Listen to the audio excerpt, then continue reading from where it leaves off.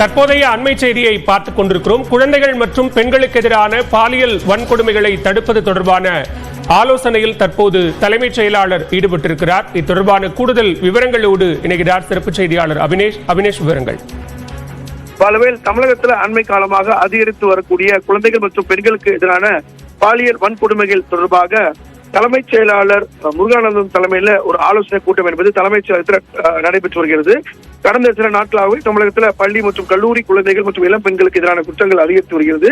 இது தொடர்பாக எடுக்க வேண்டிய நடவடிக்கைகள் குறித்து தலைமைச் செயலாளர் தலைமையில இந்த ஆலோசனை கூட்டத்தில் டிஜிபி சங்கர் ஜிவால், பெண்கள் மற்றும் குழந்தைகள் எதிரான குற்றத்தடுப்பு பிரிவு முக்கியமான முடிவுகள் எடுக்கப்பட்டு அதை விரைவுபடுத்தி கட்டுப்படுத்த அது குற்றங்களை தடுக்க இந்த கூட்டம் என்பது நடைபெற்று வருகிறது. பாலவே அபினேஷ், சமீப காலங்களில் தமிழகத்தில் பெண்கள் மற்றும் பள்ளி குழந்தைகளுக்கு எதிரான தரப்புக்கு ஏதேனும் அறிவுறுத்தல்கள் வழங்கப்பட வாய்ப்பு இருக்கா இந்த ஆலோசனையின் நிறைவில்?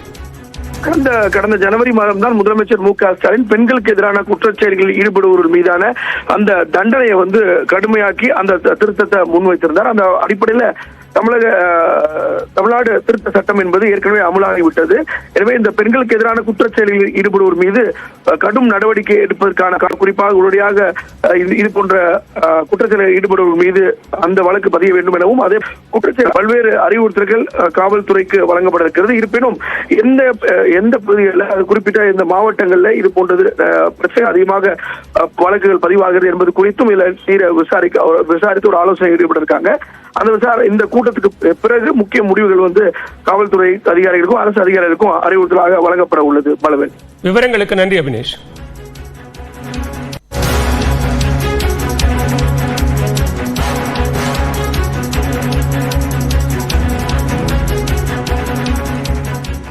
மற்றொரு அண்மை செய்தியை பார்த்துக் கொண்டிருக்கிறோம். மாணவிகள் மற்றும் சிறுமிகளுக்கு எதிரான பாலியல் வன்கொடுமைகளை கண்டித்து பிப்ரவரி 18ஆம் தேதி அஇஅதிமுக சார்பில் ஆர்ப்பாட்டம் நடத்தப்படும் என அறிவிக்கப்பட்டிருக்கிறது.